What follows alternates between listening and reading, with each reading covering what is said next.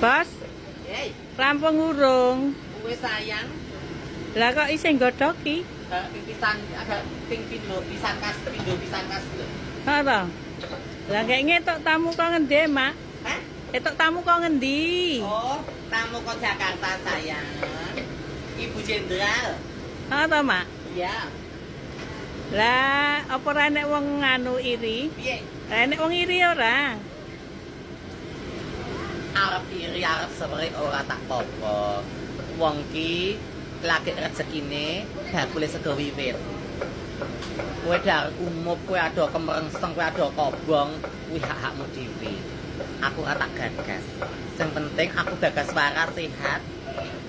Dodol laris, semangat, ngerti ra?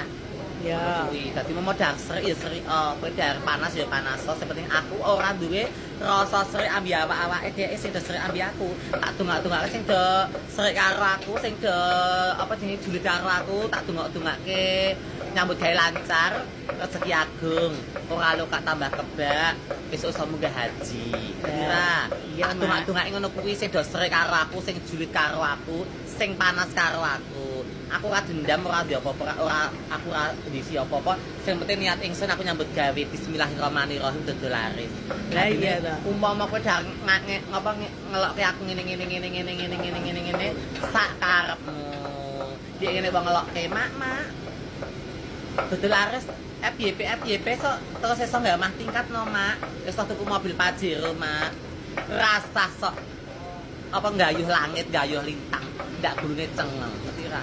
Wong wis cukup saben dinane ngono wis seneng atine, wis ayem, tentrem, damai sejahtera. Wong sugih kuwi mah luwih mumet.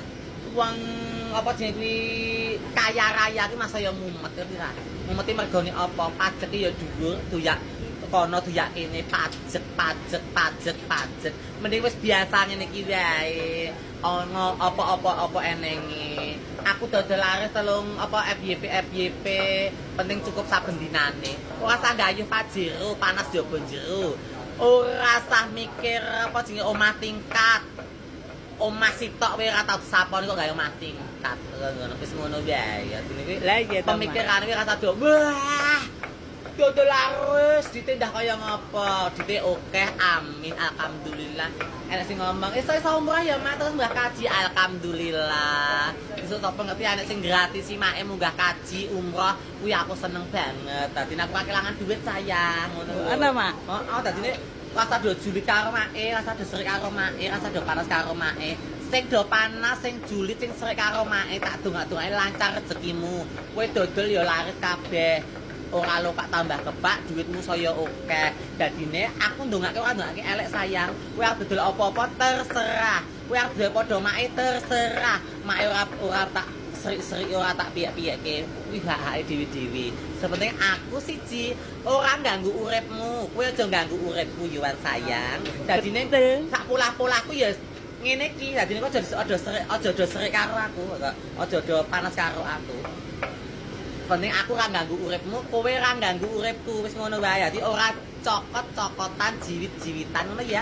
Wis pokoke ngono kuwi pesene mak ngono kuwi wae, nggo sapa wae, dari Sabang sampai Merauke, sing serik karo mak, sing jiwit karo mak, sing panas karo mak, tak donga-donga rezekine lancar. Amin.